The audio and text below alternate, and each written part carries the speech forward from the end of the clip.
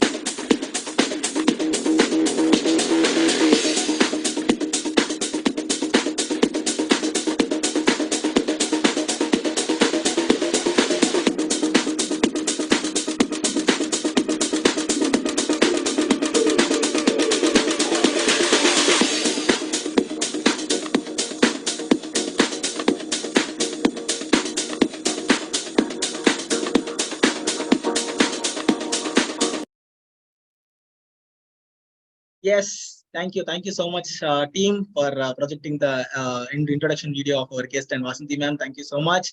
So, in the house to everyone, we have a 33 years professional experience, professional guest of honor for today's episode in the topic of cultivating leadership excellence, and wonderful topic for today's episode. So, me, without taking much time, I hand over the episode to our panel discussion leader, Ms. Vasanthi ma'am. Thank you so much. Over to you, Vasanthi ma'am. Thank you.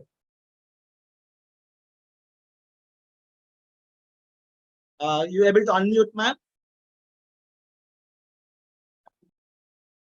Thank you, Arul. Thank you for that energetic introduction you gave about us.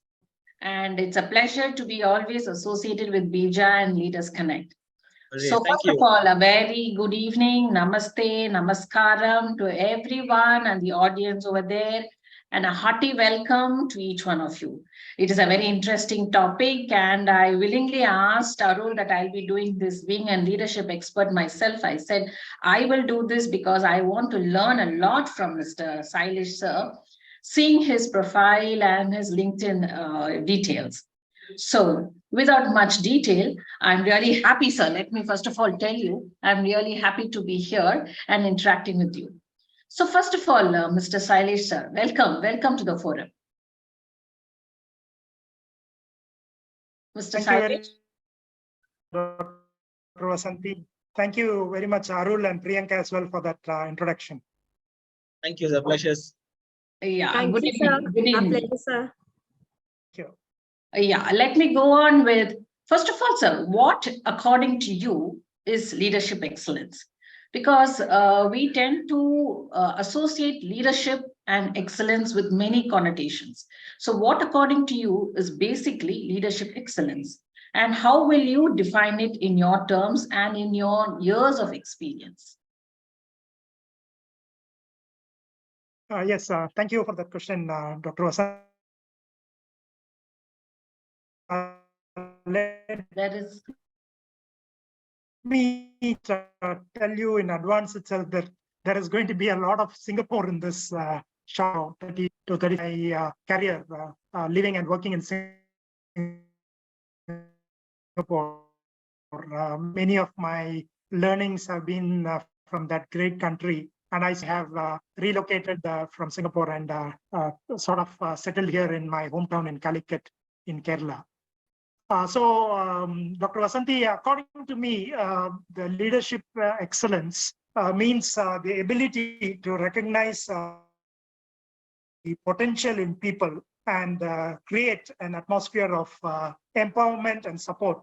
So the organization, the employees or your staff, or maybe the people in that country that you are tasked to govern has to have that feeling that you are practicing all this self-management through a strong sense of self-awareness, as well as understanding of the collaboration of, the importance of collaboration and teamwork. So Singapore, as you know, has turned from an old fishing village in the 1960s to a bustling first world country today. That is, it turned in a remarkable period of only about 30 years. It transformed itself from an old fishing village to what it is today. So the founder of the country, also the longest serving Prime Minister, Mr. Lee Kuan Yew, was tasked with a very difficult challenge of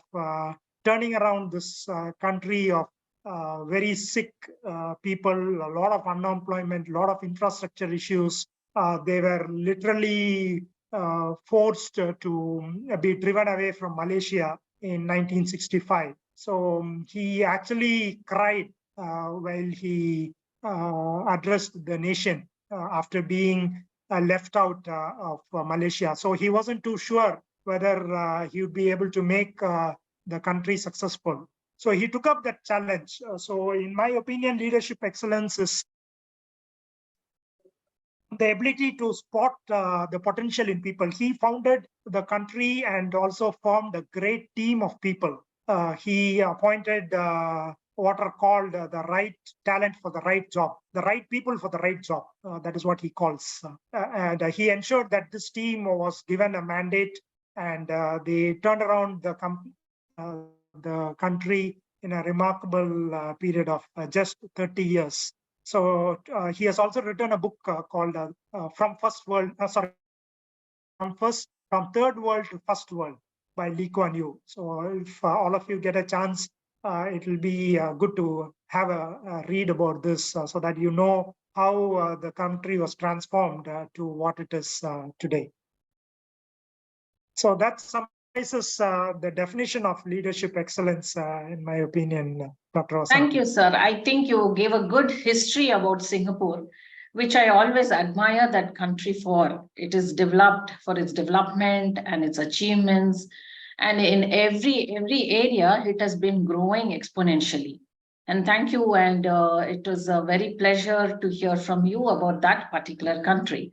So from your talk, sir, I am able to analyze that leadership excellence is very important, in particular reference to a leader. So how does that leadership excellence develop in a leader? And as Aristotle says, leadership excellence is an act, not a habit, or it can also be said it is not an act, or it is a daily habit, actually in that sense. So how will you explain this, sir? Yes. The habit, as you mentioned, of excellence in a leader, that has to be cascaded to all the people in the organization. It doesn't be sufficient if just the top management or the CEO drives this agenda. But if the rest of his team members at every level of the organization doesn't buy through this, then that is not going to be really effective. So in my opinion, there are a few ways by which the habit of excellence in a leader can be inculcated and cascaded down. One is the leader himself must lead by example, and he must consistently demonstrate in their own work and behavior. If required, he should be able to roll up his sleeves and perform the tasks that are required to be done along with the team members. So that will also set clear expectations for the employees and provide the necessary resources and support for them to excel. Another factor that will impact how this excellence can be cascaded down is communication. Communication is key to this because the leader should regularly communicate the importance of excellence and also provide regular feedback and recognition for the good work that his people are bringing forth. Another factor is training and development opportunities really required so that employees are updated on their skills. They have the latest knowledge in place and they are well trained to face any challenges that are thrown by difficult clients or any of their projects. Lastly, I would say that by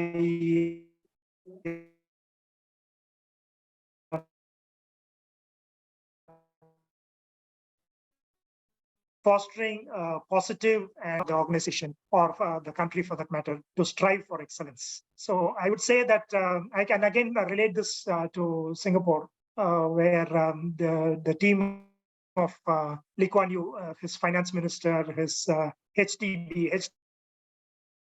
HDB stands for Housing and Development Board.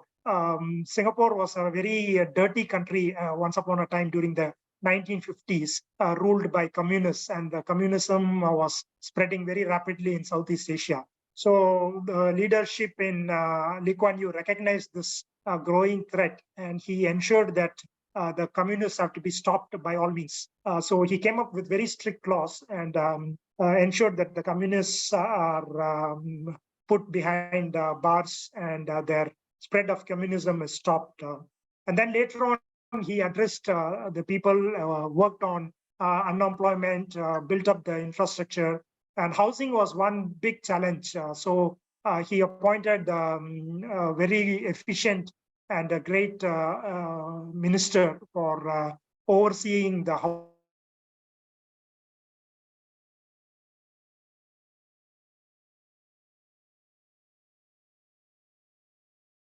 government flats, but it's not like the government flats in most countries. The HDB flats are really very good, very efficiently maintained, and of course, it is not as much as the condominiums or the private units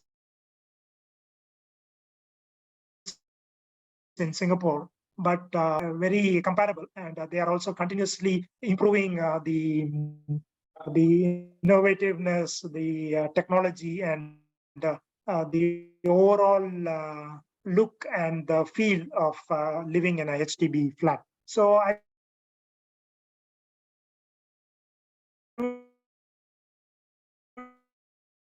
say that all these factors are really. Sailesh sir, I think your internet is unstable. Yes. Oh, is it? Yeah. Your voice is a little breaking. Oh, I think I had this issue last time also. I'm not sure. Now it's better. Now it's better. Yes. Oh, is it? Okay. Please proceed, sir.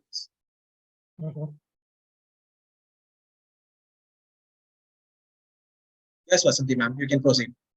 Yeah, so you were talking about the Singaporean effect, sir.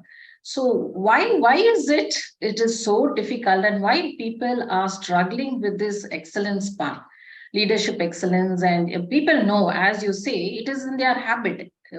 Every organization knows that leadership excellence has to be cultivated as a habit. But why are they struggling to be an efficient or effective in this part of organization? What is the hindrance, main hindrance? Why are they struggling? Can you tell us the points as to why the struggle is happening and how we can overcome it? Yes, most organizations struggle to create this culture of leadership excellence due to various reasons. One common challenge that is faced in organization is the lack of clarity of the vision and commitment from the top management. Maybe the CEO and the top management at that level are not able to drill down this vision down to the junior most employee or across the different managers in different levels of the organization. So one common challenge being faced is this lack of clear vision from the top management side, maybe even from the chairman or the CEO side. Second reason could be that the employees are not sufficiently being trained. Maybe they have inadequate training and development programs for employees. So this can really hinder the cultivation of leadership skills across all the different levels. Another thing could be that the organization doesn't have a culture of practicing what are called as innovative thinking and risk-taking measures. Maybe the company culture is such that people are afraid to fail or to take up risks. So if the top management doesn't encourage this, then there are not much of new or innovative or creative ideas that can spring forth from the team and across the organization. So I would say that a clear lack of transparency and communication can prevent all these employees from understanding the organization's goals and their role in achieving this culture of leadership excellence. So all these factors, I think, are the reasons why many companies struggle to create this leadership excellence. Okay, so now that you have told, can you tell us any challenging? You have worked in Dubai and Singapore and worldwide. You've been traveling with regards to your job, and you are doing a fantastic, leadership excellence in your particular field in robotics. Can you tell us any particular one or two instances where you faced a big challenge and you were able to excel in that and overcome the challenge? Okay. This again goes back to my Singapore days when I was hosting a data center for a US client called Ford Motors. So we had different teams. The client was based in Dearborn in the US, while the development team was based in Chennai in India. And we had a team of people in Singapore and Australia and China as well. So there were a lot of cultural differences which was posing as a challenge. So what is really accepted in one particular culture is not really accepted well enough by a different culture. So we all experienced this during the initial days of our project while we hosted this data center project for Ford Motors. So we understood this issue, and all of us got together and took up lessons in understanding the culture of different countries. Culture of the US is very different from the culture of India versus the culture of Australia or Europe or China for that matter. So we all took up lessons in culture, which helped us to understand all the intricacies and the nitty-gritties of our team members when we were required to collaborate on a virtual environment. This was many years back. Even before COVID, all of us were required to work on virtual teams. This was sometime in 2002, 2003, so about 20 years back. So we got together and addressed all these issues. And then next time when the client threw us very difficult problems or challenges, all of us took it in a very positive manner, very sportingly, and we were able to gel together and work on addressing all those challenges in a much more amicable and a situation that was much easier to face than during the initial days of the project when people found it very difficult to even understand the basics of a particular requirement. So that is one challenge which we faced. Another challenge was some of us were reporting to highly senior people, and they, like for example, I can relate to my example. I was not able to get sufficient response or the feedback on time before the project update meetings with my potential stakeholders. We used to have bi-monthly meetings. So we were supposed to give an update of the situation of the previous project minutes or whatever was discussed. So when I found it that the response is not really coming forth, I sent him one or two reminders, but it still didn't work. Then I walked up to his cubicle, even though he was reporting. I mean, I was reporting at a level about 2 levels much above my level. I walked up to his cubicle, had a chat with him.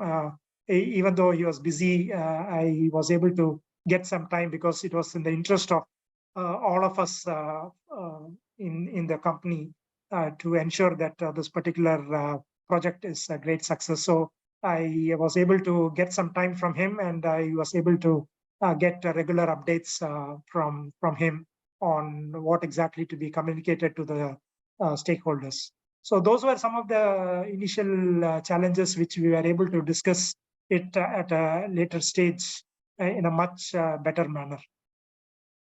Coming to know about you and your challenges, I feel the concept of this servant leadership is very important here, and especially the mindset of a leader. The people management skills, the mindset, the servant leadership concept, everything I think plays a very important role. Do you think this is it the way I think, sir? How do you feel about it? Yes, certainly. I agree with you, Dr. Vasanthi. Servant leadership is a highly sought after trait in any leader. A leader has to be humble enough. Only then he will get success. We find this great character in many great leaders, even in the field of sports. For example, if you take Sachin Tendulkar, he's considered as the god of cricket, but we all know how humble a person Sachin Tendulkar is. So this mark of humility is very, very key to a successful leadership. And I'm sure all of us agree that once we recognize that a leader is very humble, all his team members, as well as all his countrymen, if you are leading the country, would like to gel and work with you in a more positive and a more collaborative manner. If you take one step, he might take 5 steps towards you. So I'm sure this character is a real requirement. Some of us don't have that, but it will be great if all great leaders can be very humble enough, be down to the earth. So I can think of so many examples of great leaders: Infosys, Narayan Murthy, JRD Tata, Ratan Tata.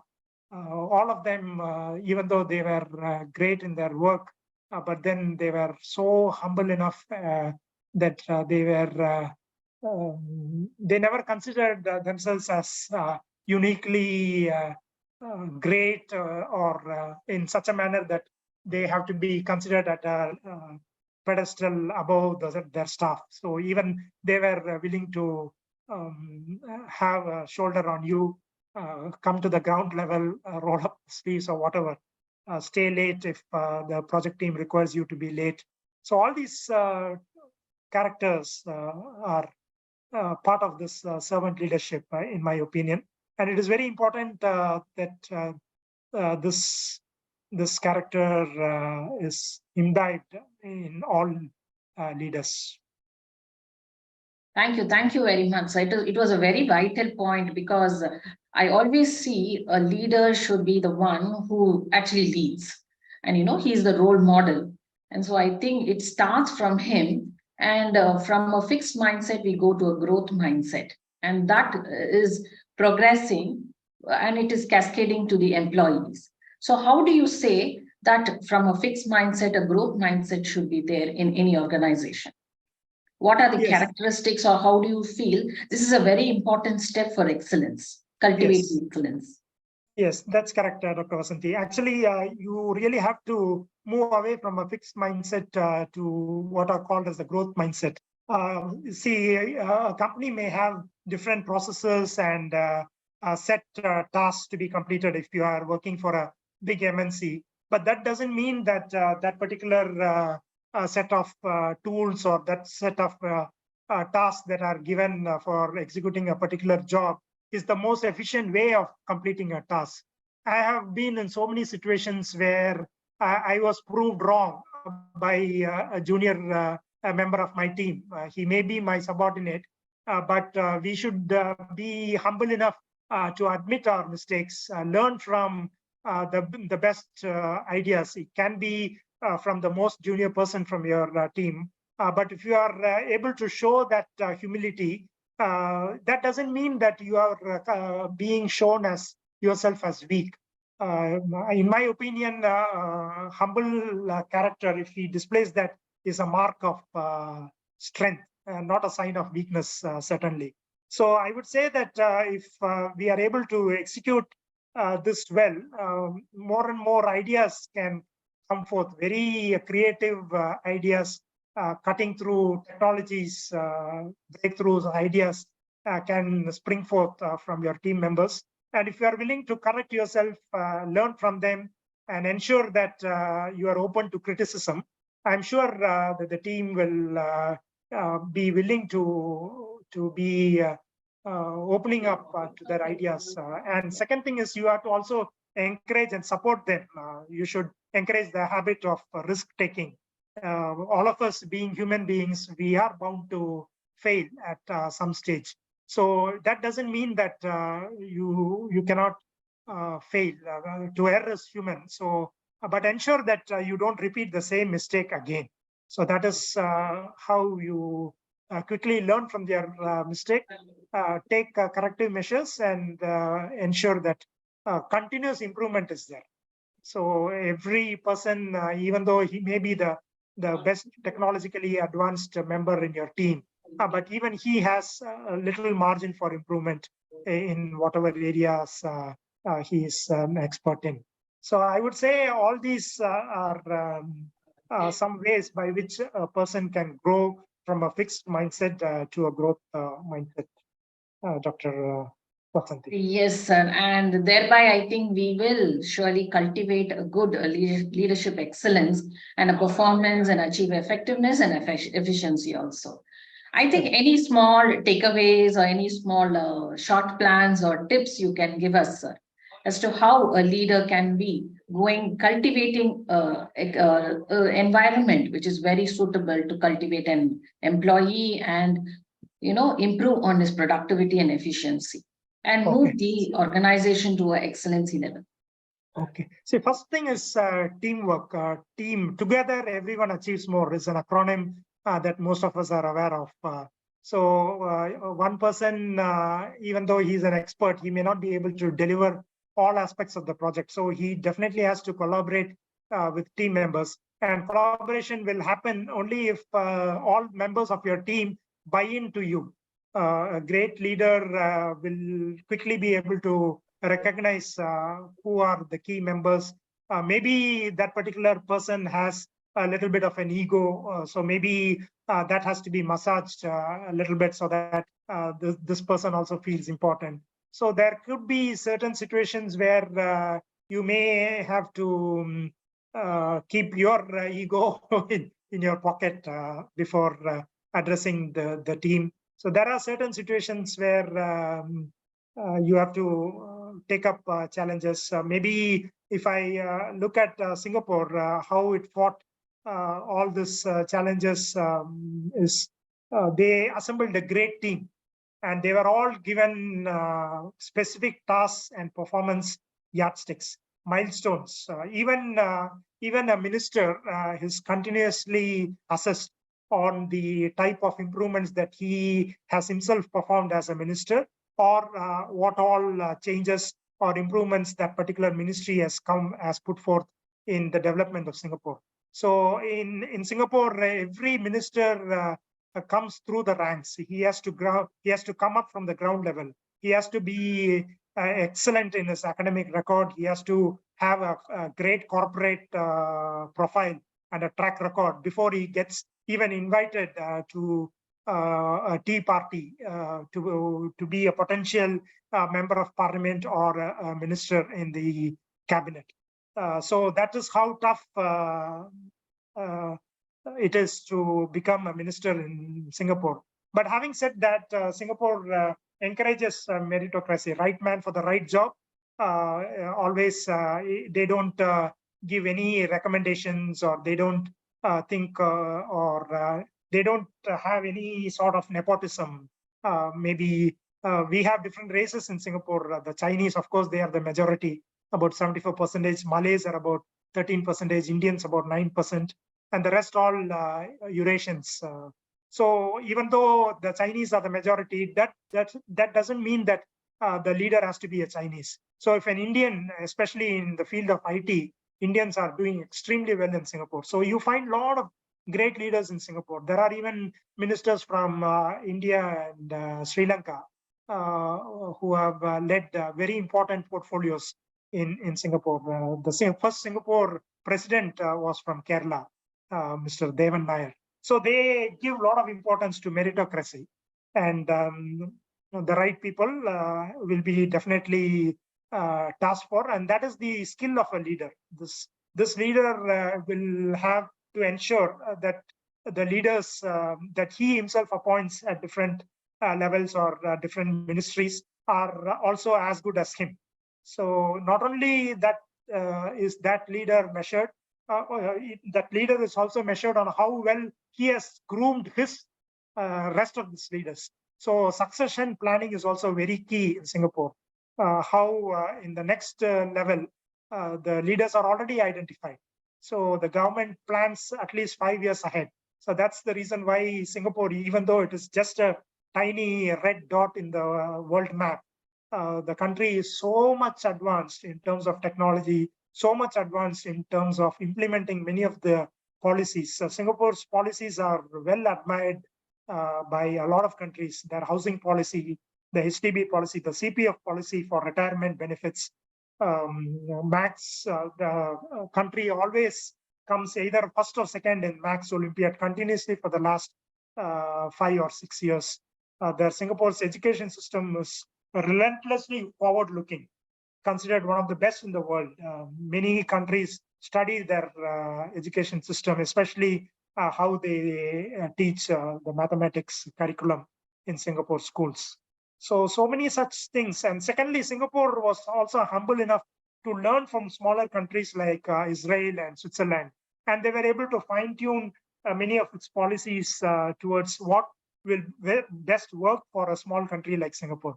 So Singapore, even though it is in Southeast Asia, is a class apart from the rest of the countries. So if you just go across the causeway, it's just about a 30 minutes drive across the sea. You enter into Johor Bahru town in Malaysia.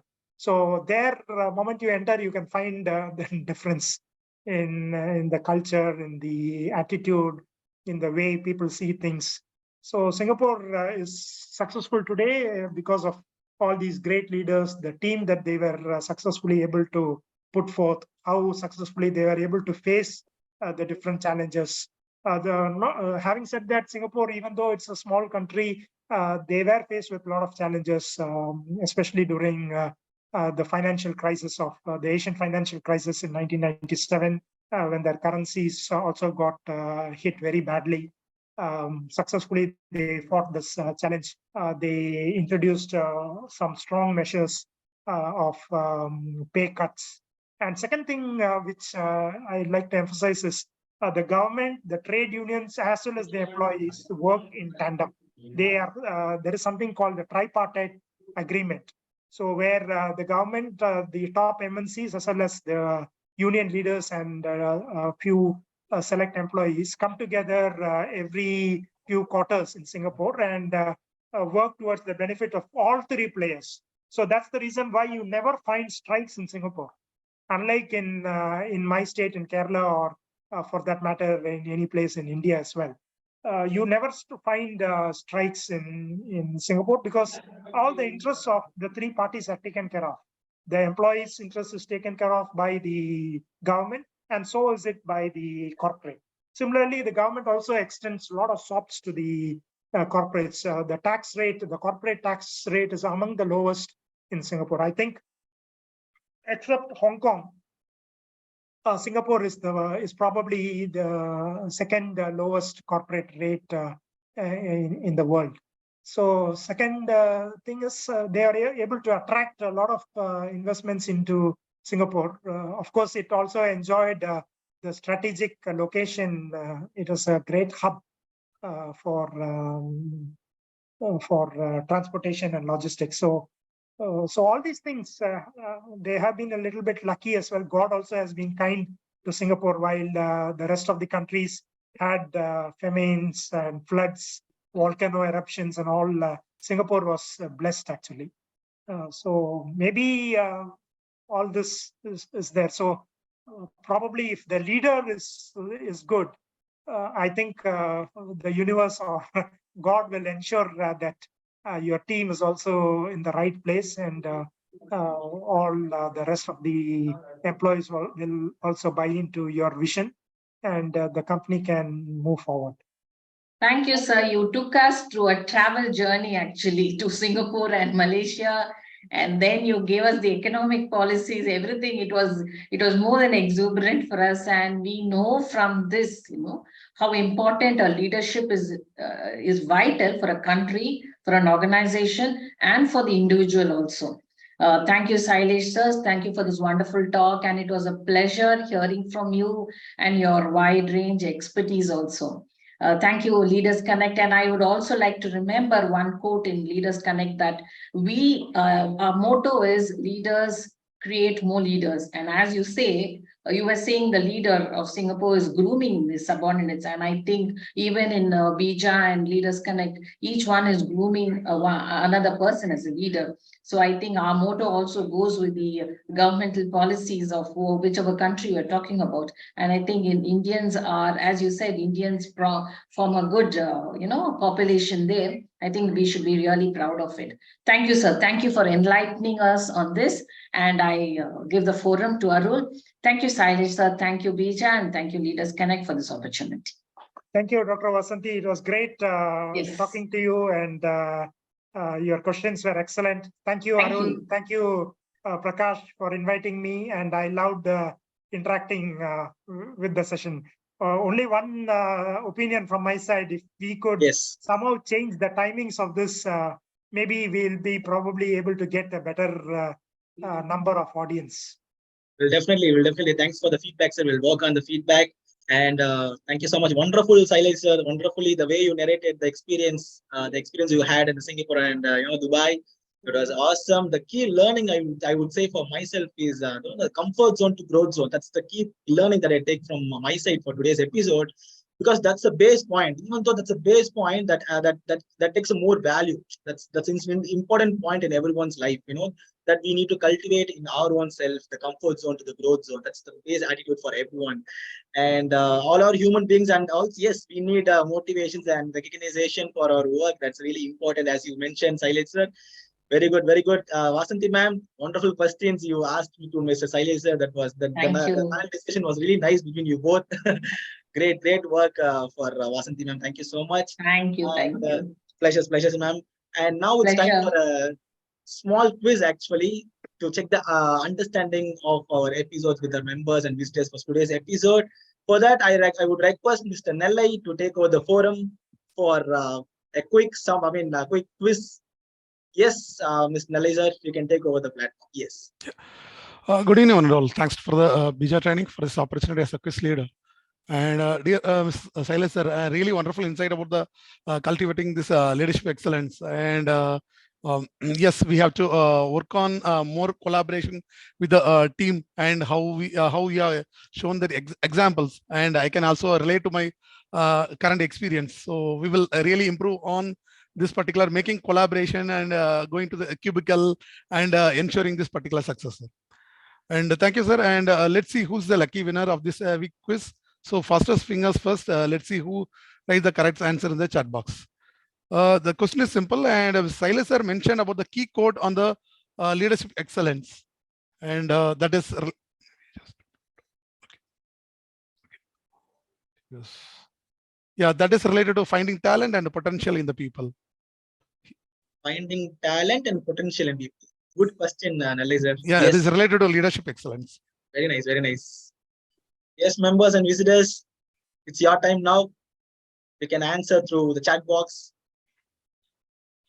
Looking forward. Yes. Can you please repeat the question one more time, Nalai, sir? Yeah, yes. Yes, Sailesh sir mentioned about the key quote on the leadership excellence. He quoted that on this particular finding talent and potential of the people. The code word is right. Code word is the right.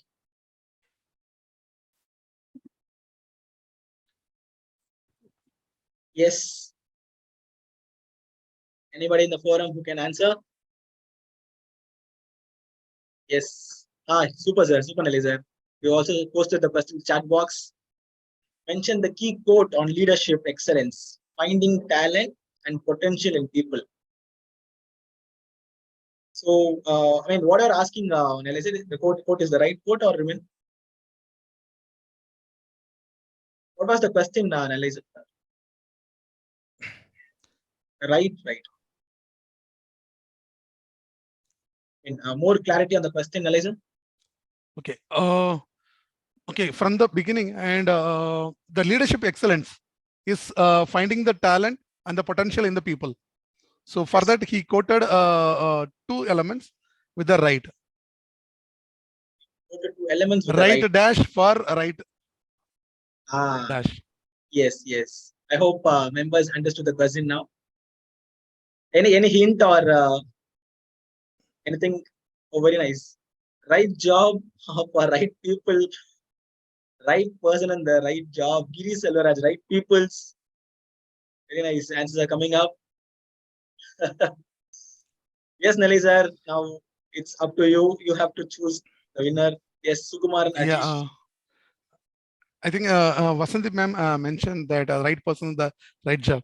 Actually, the point is right people for the right job. And so I think this week question is Dr. Vasanthi Jason. Very nice. Even Sailesh sir, even our guest answered the question, right person for the right job. Very nice, Sailesh sir. Very nice. So yes, I was mentioning the correct answer. Yes. Very nice. Thank you. Correctly identified. Very nice, sir. Thank yes, you. Vasanthi ma'am. Very nice. Congratulations for winning the quiz. Thank you. Thank you. Very nice. Any questions you have, ma'am? We have a separate, quiz prize for you. We'll discuss it. We'll coordinate for the quiz prize. Honestly, we'll do that. Any separate question you have for the guest for today's episode, as a being panel discussion leader, as a participant or a visitor, any questions you have to the guest of honor today? Do an individual needs to always excel in his job or in his life or in his character as a person? Which is important? Excelling as a person, or excelling in your job, or excelling, where do you fit the right as a person, as in a job, a personal and a professional? Where do you strike a balance? I think, Dr. Vasanthi, if you strive for excellence, it will be overall. So you will certainly become excellent in all aspects of whatever you do. So once you have excellence in character, that will reflect in your job performance as well. And then once you have that, your team members also will strive for it. So you also sort of what do you say, rub it across the entire organization. So in my opinion, I think if you strive for excellence in all aspects, it will reflect, not just in one particular area or one particular work front. I will find it very difficult to say that somebody is excellent in his work, but very poor at home or maybe with his friends. So maybe there are a few exceptions. There can be dual personalities, but overall, I would say that it is easier and very simple also. If you strive for excellence, you will certainly leave that mark of your stamp in all tasks that you undertake. I think it is difficult, sir. What I feel it is good. Of course, in your point of view and others' point of view, it is good. And it is a very good habit also to cultivate. But balancing act, how do we do it? It is very difficult as a human being. Yes. And can you tell as to how we can do it, strike a balance? Because there are situations at home or in your professional life, it is difficult. You need to face so much of difficulties. So how are you going to balance as a normal human person? Yeah, I would say it is tough, certainly, especially in times of these days where everything is instant. You need to deliver project yesterday. So it is tough. So achieving this balance is very difficult, and most of us are going through challenges. So I think you have to just ask yourself, reflect over your journey, ask yourself how you can make a difference towards your organization or towards your country. What you can do personally to improve areas where you find challenges. And you have to take care of relationships. You have to take care of your health. You have to take care of your body. Will know. You will know when you are overstretching, so that when your body gives you signals, you automatically go slow or step aside from that particular area, take a break, or go on a vacation. Achieve that balance. I think this is a very individualistic thing, in my opinion. So even I find it very tough. Some days I really work very hard, even cutting down on my sleep. But at other days, I have very relaxing schedules. So it is something which all of us have to consciously take note of and achieve that. Strive to achieve that balance in a manner that is acceptable for you. Okay. Thank you so much, sir. Very true. I don't know whether I answered you correctly. No, the traveling part I do. What you told me was I do take lots of breaks and I do travel. And right. So I am trying to strike a balance. Thank you. Thanks, very nice. Thanks, Vasanthi ma'am. Thanks, Sailesh sir. And now it's time for the members and visitors. Anyone would like to ask questions to our guest and our panel discussion leader, Ms. Dr. Vasanthi, you can ask. Two ways of asking questions. One is you can raise your hand, or you can mention the question in the chat box. We'll unmute you. Two ways of asking questions. Anyone would like to ask questions to the guest, you can ask. Yes.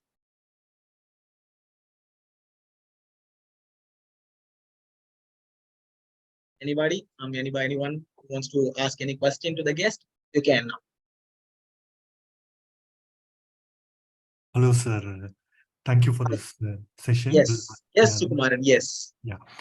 See, so for example, if we are assigned a new project and the leader himself is not aware much about the project, how he can transmit that to his team?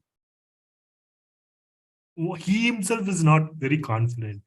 In that kind of situation, how excellence can be achieved? You're putting me in a fix, Sukumaran. No. Simply, I'm. Yeah, actually, it is very tough situation to face. But if I were in your situation, maybe I will have a private conversation with my leader or boss or whatever is his role.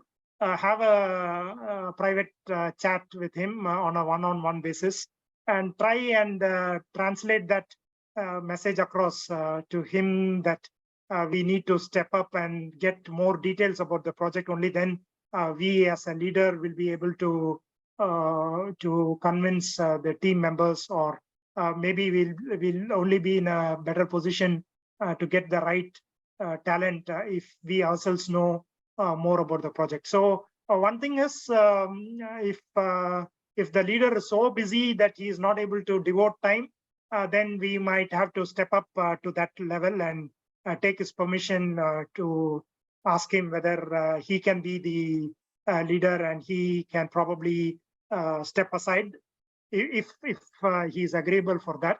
Otherwise, you have to somehow convince him in a subtle manner, saying that it is in the interest of the team that we need to do more about the project, so that the team members do not go with the feeling that we ourselves do not know much. So if you yourself as a leader do not know, then you can expect how you are able to, how you'll be able to find it as a challenge to deliver that particular project in that associated cost and in the time, in that particular time frame. So I agree, it is really tough, but then you have to take the bull by its horn. Otherwise, it is going to be tough. Yeah, thank you. Thank you. So in Singapore, Lee Kuan Yew is known to be a very tough person. So he uses a term called say it as it is. Of course, many people even criticize him for that, but that's how the man was. So he was seen as a little bit what I would say assertive.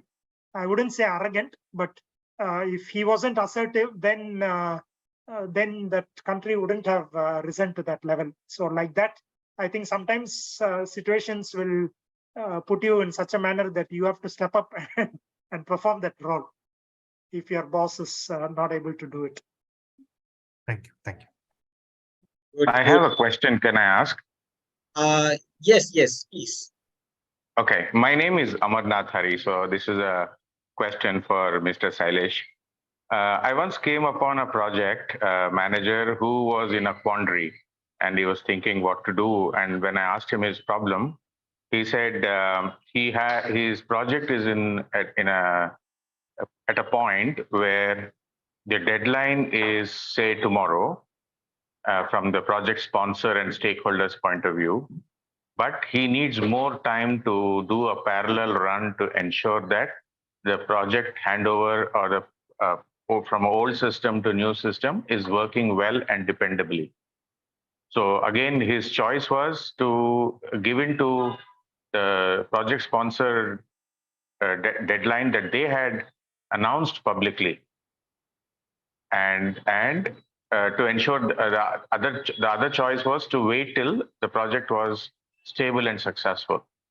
So not an easy one to answer. Both have both options. You take any one which way, and there would be some upset customers. So, Mr. Sailesh, in your experience, I'm sure you have come across such a situation. So what did you do? Actually, Mana, thank you for that question. Again, a challenging question. It is tough for project managers to sort of meet all the deliverables in the agreed time span at the resources that has been committed. Maybe by his manager or whoever has committed it. Maybe they have not gone through the entire life cycle of the project well. They may not have read all aspects of the project when it was committed. So at a time, I'm not sure how it could have allowed it to go to that level as to understand the problem situation in the last minute. But having said that, a project manager has to have continuous milestones and get regular updates on the progress that they are making. So he must follow it very diligently, and you have those red, amber, green things, right? So you can flag it up to the different stakeholders at various stages. That is one thing which should have been followed. But having said that, now it is a situation where tomorrow you have to deliver and the team isn't ready. So then if I were in that situation, I would apologize to the customer and tell my problems to him, say sorry, and next time get some extension if possible, without any commitment of additional cost. You have to get your company's management buy-in. If you are in the wrong, you have to stay committed and ensure, because this is a very typical problem. It's called project scope creep. So either the deadline will get extended, or the customer will not pay, or you will not have time. So this is a typical triangle which has to be balanced, as Vasanthi also said earlier. So we need to continuously monitor the progress. But if not, then some customers can be really nasty. But then there is no go. If tomorrow is the deadline and you hit upon a problem today, there is no other way that you can work on, get extension, and ensure that you don't repeat this mistake. And you have to repose that trust. If that client has agreed, then repose that trust. Ensure that your team members work double hard, stay back late. You also work with the team, get whatever resources need to be done to cover up for the lost ground, and ensure that you earn the trust of this customer. And once the customer understands this and you are able to deliver, I'm sure you'll also be able to get repeat orders from this. My project manager was between a rock and a hard place. And I found myself, that was several years ago, and I found myself advising him to stick to the project sponsor and his deadline, rather than ask for an extension and a parallel run, which time can be bought, extra time can be bought only with the blessings of the project sponsor. So, but we have to keep his respect in public for having announced a cutover date, and so to align himself with that cutover date and a promise made by the project sponsor. Right. So this one has no clear answer. So all I wanted was not what is the right answer, but what did you do? I'm sure when you face such a similar situation. Yeah, first thing is we definitely will monitor progress. So we will not let it go to that stage. But if at all it goes to that level, then as you said, we just have to somehow meet meet the deliverable. The customer was very, very difficult. And at one point when we showed them the scope, don't ask me who the customer is, but they tore the scope in half. Okay, and asked us to incorporate many changes which were not decided upfront. Right. So I can throw any project management principles at them, it won't work. So, but thank you for answering my or engaging with me. Thank you. Thank you, Amarnath. So yes, thanks, Sailesh sir. And Giri sir, as the time is pressing now, we can take the question in a private place through the WhatsApp group also. So now I request Mr. Nellai for a small summary. The time is pressing, Nellai sir, make it short. That will help actually. Yes, Nellai sir, over to you.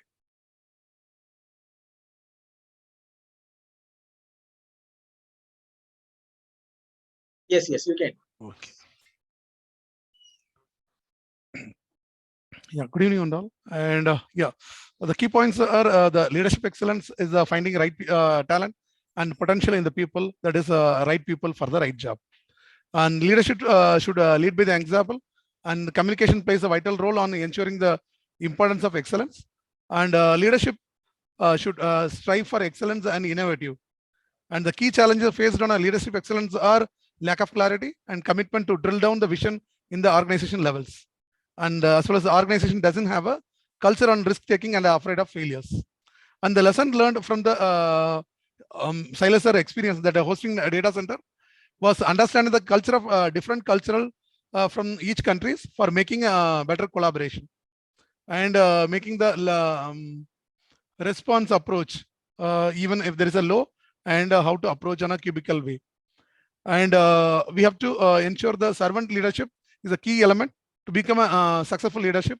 That is a we have to be a most positive and collaborative, and we should be humble, and a ground level approach is important one.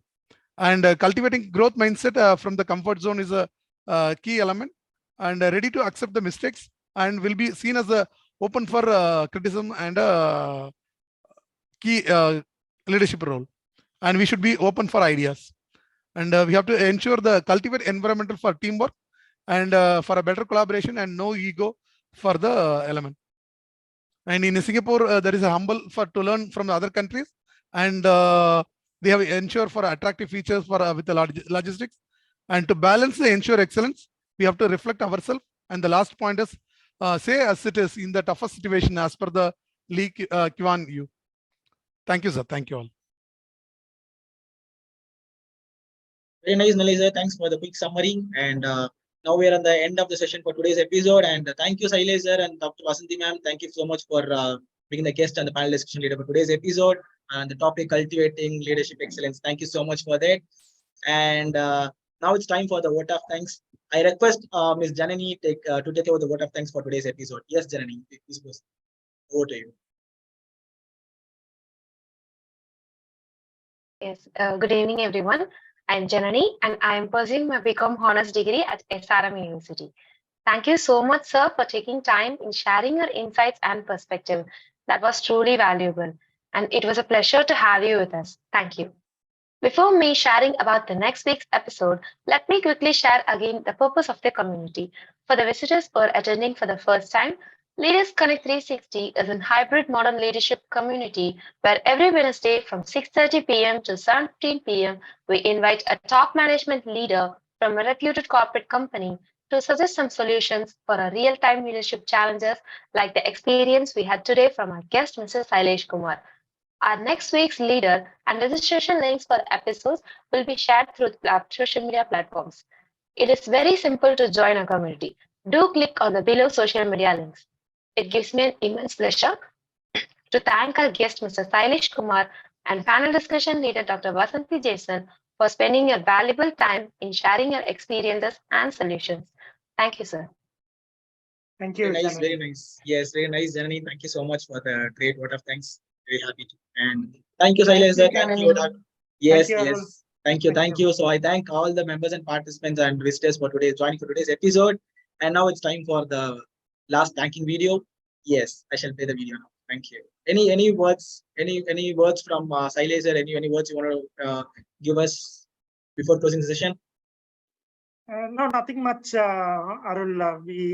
I have not been regular on Wednesday, so I'll try and ensure participation.